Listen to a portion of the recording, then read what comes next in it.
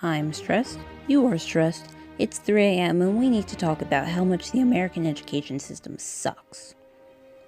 To understand how the system is failing us, you have to define a good education.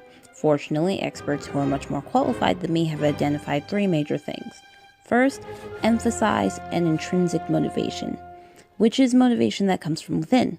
This ensures that kids have something to drive them when they grow older and won't just fizzle out. Schools should also cultivate a love of learning. Kids are naturally curious. By encouraging this creativity, you create individuals who will always go above and beyond because they want to. Schools should also prepare kids to enter a global economy. This is the hardest to define, but to give an example, we start learning a second language in middle school instead of in elementary school like the rest of the world, even though we'd be more likely to remember and use the second language if we learned in elementary school. Okay, so we know what makes a good education, but how can we change the current system? There are some education styles that already exist in the American school system. The first of these is the Waldorf School. Characterized as a system that strives to preserve imagination with focus on art and creative play, the Waldorf School has more cons than pros. The way the school is set up, the teachers are very strict in limiting outside influences, telling parents not to let their kids experience anything outside of Waldorf. But when the kids go to recess, the teachers will not intervene for anything, so bullying runs rampant.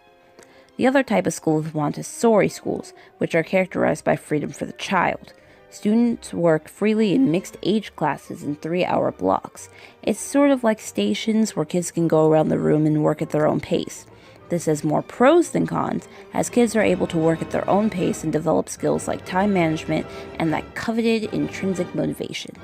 They are also given a lot of freedom in what they can learn, which helps cultivate a love of learning. The last alternative system I propose we borrow from is Finland. Finland routinely appears near the top of International Standardized Test, PISA, but their education system isn't tied to centuries of culture and tradition like Asian countries that appear at number 1, since they revamped their system in the early 2000s. The effects have been stunning. Finland has no standardized test, almost no homework, more recess, spends less money on education than the US, and teachers are on par with doctors in terms of pay and importance.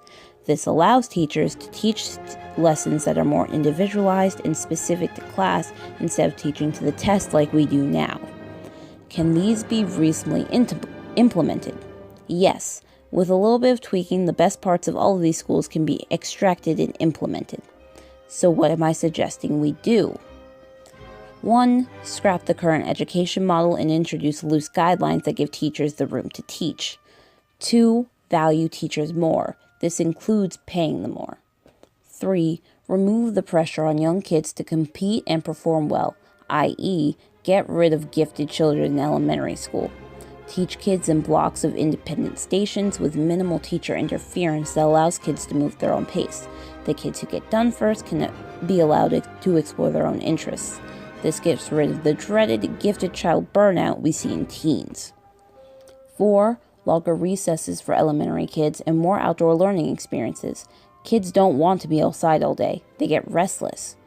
5. And yes, we will get rid of the standardized tests. In conclusion, the current system for education is too standardized. Sure, it's nice to be able to go anywhere in the country and receive the same education, but that's not what's best for students. All kids learn differently, and the environment a kid lives in dictates a lot of the stuff they learn and aren't interested in. Instead of a broad, overarching system that reaches no one, we should strive for a more intimate, localized system that can reach everyone. Thank you.